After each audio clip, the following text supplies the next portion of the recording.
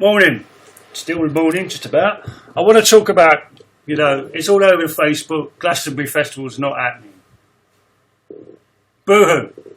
Boo-hoo. Okay? What we need to be talking about is all the people that make Glastonbury happen. Emma Eavis does nothing.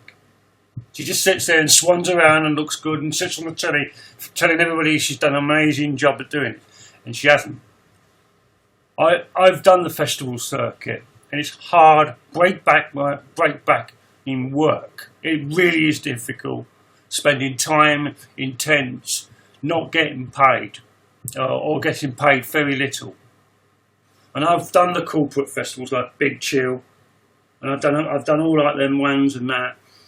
And it's what we need to be talking also about is the smaller independent festivals that isn't about that. Glastonbury will write all this off of the tax. They're a multi-million-pound corporate business. Okay, Emma won't lose anything. The Eavises won't lose a penny. Glastonbury Festival may do. But there's all like the sound people in there as well, the stewards in there. There are so many people in a festival, even a small little community festival. There are shed loads of people in that festival that make it happen, and you will not see them or know about them. It is hard work, and you get paid little. You really do. It's really difficult, and it's really hard work, and no one gets some credit. People like Roger Daltrey, Elton John, and all those other tax dodgers, and they're tax dodgers. They are. They'll just write it off as well. They could do that, but there's a lot of acts, a lot of bands will get a chance to play. That's how you go and make it. The one thing, if you're an up-and-coming band, is the festival scene. It is big, and you can become huge in it. And I've seen bands become big because they did the festival circuit. There's lots of things goes behind a festival. People jump on the bandwagon and think, oh, I can make some money out of that. And it ain't. There's a lot more going into it. I've helped organise community festivals. I used to be a part of Air Fusion platform in New Abbott. And you don't know how much. We spend months planning that. We spend weeks building it.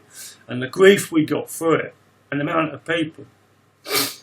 You know, there is so much money that has to go out before you even put a foot on the land. You know, so it's the people. So can we stop, please, going, oh, poor old Glastonbury's not happening. It is a shame for people. Yes, it is. But I don't think any festival's going to be happening this year.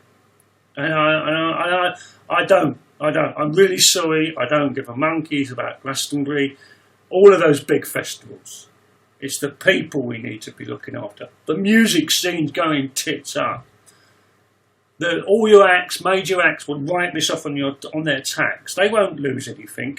Most of them are not paying tax anyway. The Rolling Stones don't pay tax.